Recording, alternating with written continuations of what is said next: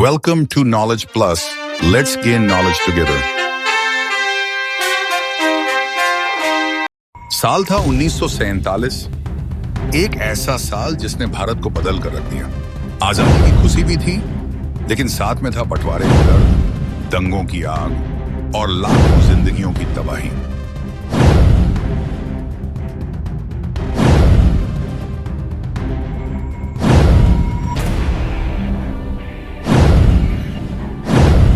आज की इस वीडियो में चलते हैं उस दौर में जब भारत नया बन रहा था, पर बहुत कुछ पीछे छूट रहा था।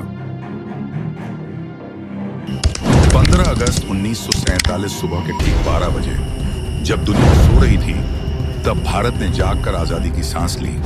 ब्रिटिश हुकूमत के 200 सालों के बाद भारत बना एक स्वतंत्र राष्ट्र। पंडित जवाहरलाल नेहरू ने दिल्ली के लाल किले से तिरंगा फहराया और ऐतिहासिक भाषण दिया। भाइयों और बहनों, आज एक शुभ और मुबारक दिन है। जो स्वप्न हमने बरसों से देखा था, वो कुछ हमारे आंखों के सामने आ गया। वो चीज़ें हमारे कब्जे में आईं। दिल हमारा खुश होता है। एक मंजिल पर हम पहुँचे। ये हम जानते हैं कि हमारा सफ़र ख़त्म नहीं हुआ, अभी बहुत मंजिलें बाकी हैं, लेकिन फिर भी एक बड़ी मंजिल हमने पार की और ये बात तय हो गई कि हिंदुस्तान के ऊपर कोई गैर हुकूमत अब नहीं रहेगी।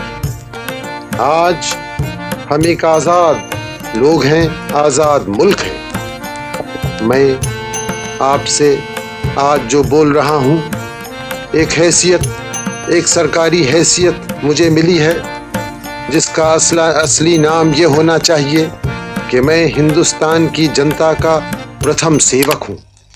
लेकिन आजादी का यह जश्न अधूरा था। 14 अगस्त 1947 को भारत का एक हिस्सा अलग होकर बन गया पाकिस्तान। सर सिरिल रैडक्लिफ की खींची एक रेखा ने पंजाब और बंगाल को 2 हिस्सों में बांट दिया। लाखों लोगों को अचानक अपना घर, जमीन, जड़ें छोड़नी पड़ी। 1947 का सबसे काला पहलू था दंगे और नरसंहार। हिंदू, मुस्लिम, सिख सब इस आग में झुलसे। कहा जाता है करीब 10 लाख लोग मारे गए और 1.5 करोड़ से ज्यादा लोग एक देश से दूसरे देश में पलायन कर गए। ट्रेनों में सिर्फ लाशें पहुंची, शहर जलते रहे और इंसानियत शर्मिंदा होती रही। 15 अगस्त को भारत ने नेहरू को प्रधानमंत्री चुना।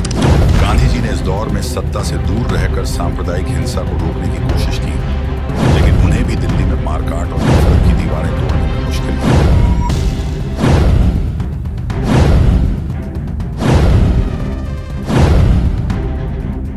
लाखों लोग बेघर हो गए। भारत सरकार ने शरणार्थी कैंप बनाए। लाहौर से दिल्ली, कराची से अमृतसर तक लोग जान बचाकर भागे।